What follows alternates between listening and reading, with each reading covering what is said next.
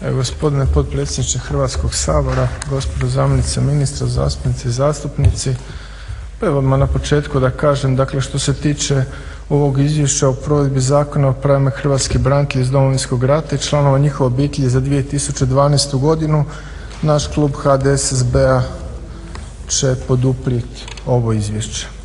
Ovo izvješće je na tragu izvješća iz prethodnih godina i ovako kako je uređeno, kako je strukturirano nije bitno drukčije od izvješća koje je bilo za 2011. godinu.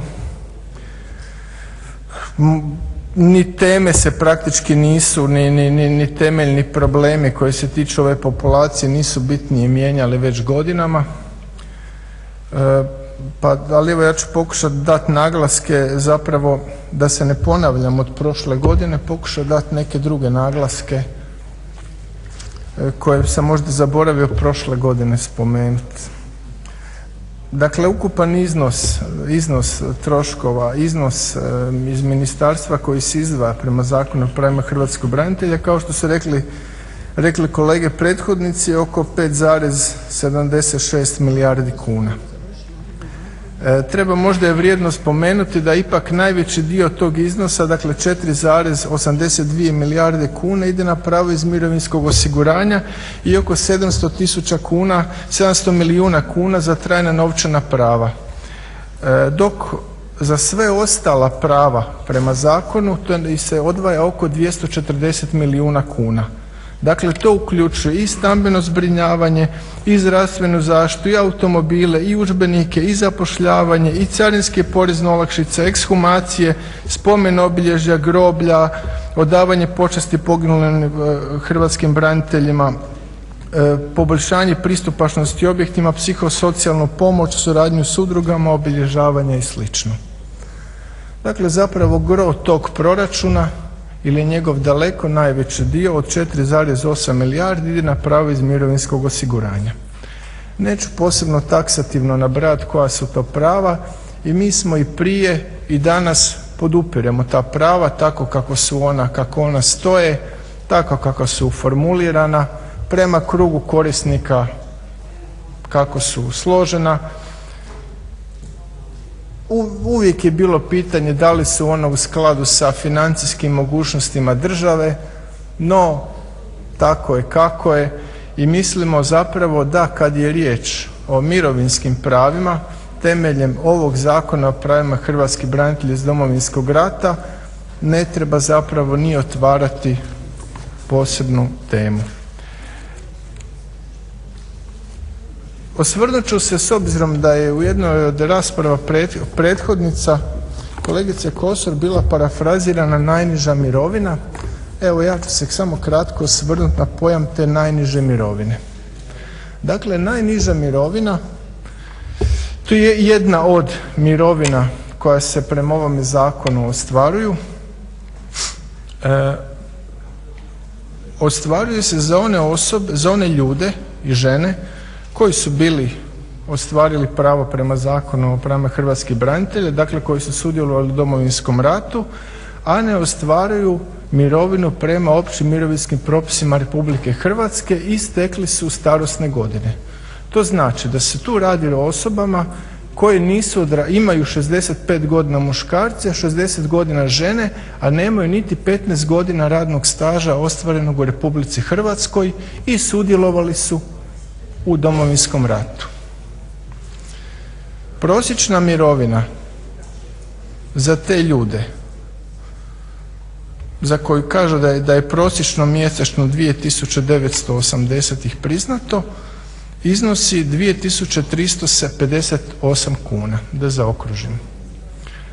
2358 kuna zaista nije velika mirovina, dakle to nisu ljudi ni koji su ranjeni, ni koji ostvaruju obiteljsku mirovinu, već su na neki način sudjelovali, može to biti neko kraće, neko dulje razdoblje, ali moralo bi biti kraće s obzirom da nemaju godine radnog staža i sad su ostarili i sad im dajemo mirovinu. Da li je taj iznos veliki ili mali? On je mali. Uvijek je 2000 ili 2500 kuna malo. To je stvarno malo novca i teško je za 2300 ili 2400 kuna preživjeti jedan mjesec. Ja ne mogu da se pritom ne sjetim svoje mame koja ima 35 godina radnog staža sa srednjom stručnom spremom, sa solidnom plaćom i odradila je puni radni vijek za takav isti iznos mirovine. Zašto sam govorio o društvenoj pravednosti? Zato što uvijek možemo zapravo usporediti pitanje što je društveno pravedno i možemo se uvijek zapitati da li je neko rješenje pravedno ili nije pravedno.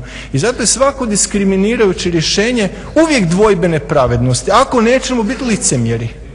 Ako ćemo biti licemjeri, ako ćemo se htjeti ulizivati određenim kategorijama populacije, neovisno o tome koja to kategorija populacije bila, onda ćemo uvijek vrlo lako reći da, sve ok. I ja ću reći za ovo, ok. Ne zato što se želim ikome ulizivati, već zato što pretpostavljam da ti ljudi zaista nemaju nikakvih izvora prihoda.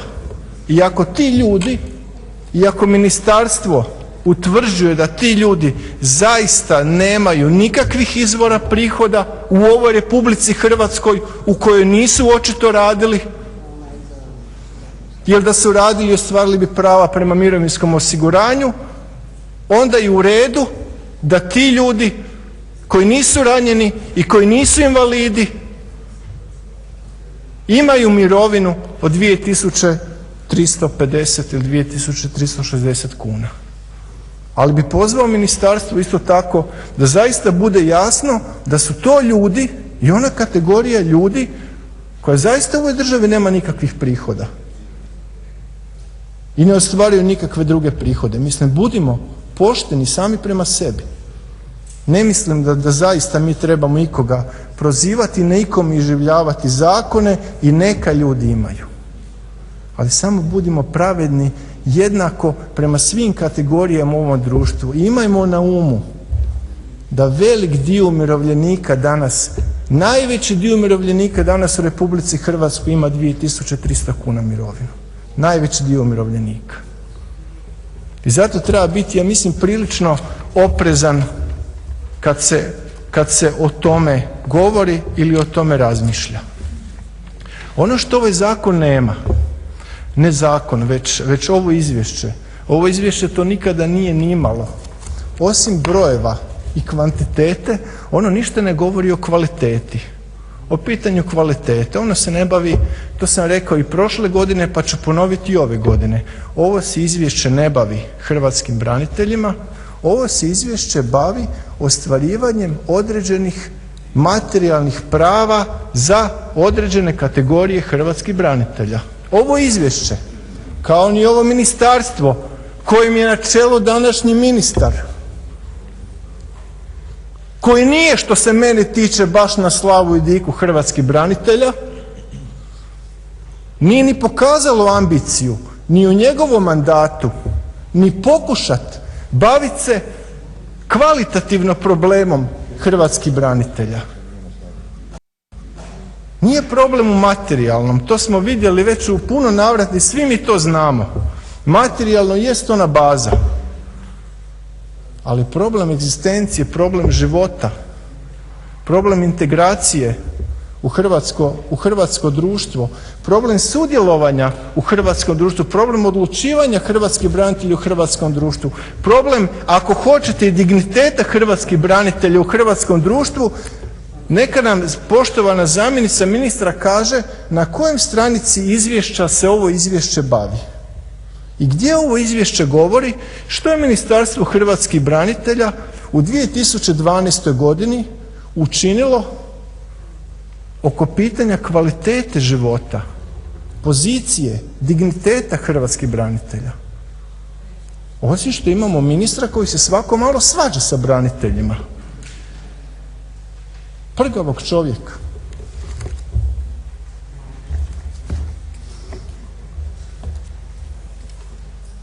Bilo je ovdje u više navrata spomen o stožeru za obranu hrvatskog Vukovara.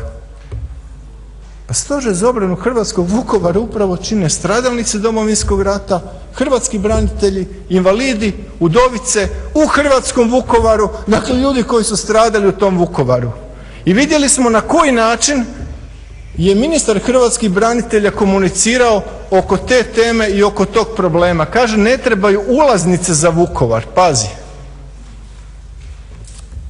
Zar se na taj način razgovara sa populacijom koju se inače diže na pijedestal kad nam to treba za određene potrebe? Ima li ministarstvo i da li Ministarstvo hrvatskih branitelja je našlo dovoljno senzibiliteta i prepoznalo one probleme koje danas muče hrvatske branitelje i stradalnike u hrvatskom Vukovaru? Očito je da nije. Jer da jest, ne bi danas imali ovakvu društvenu konfrontaciju kao što je imamo upravo oko pitanja dvojezičnosti u hrvatskom Vukovaru. I sigurno je da se problem koji tamo postoji neće moći riješiti sa nijednim čekićem, to je sigurno, ni na koji način. I da će se moći i uvijek i jedino rješavati sa kemijskom olovkom i papirom. Samo je pitanje tko će na tom papiru pisati i što će pisati i koga će sve okupiti. Vidjeli smo u tijeku tih događaja da ministar hrvatskih branitelja nije nikakav integracijski čimbenik, a što bi trebao biti jer se vrlo često hvalio kako je on ministar svih branitelja, kako on poznaje sve branitelje, kako je to populacija koju on ima ovako. Koje on branitelje poznaje, koje on branitelje predstavlja? On predstavlja ovo ministarstvo i ovaj iznos novca koji ministarstvo raspolaže i sam po sebi ministar hrvatskih branitelja ne predstavlja niti jednog branitelja. I vidljivo je iz tijeka događaja koji se događa u hrvatskom Vukovaru da ministar hrvatskih branitelja nije taj integracijski čimbenik i ta osoba koja može uspostaviti komunikaciju, jer ovdje se zapravo traži, problem je komunikacije, problem je razgovora, problem je traženja zajedničkih rješenja svih zainteresiranih strana kako da se uspostavi dijalog, ne kako da se zadrže pozicije.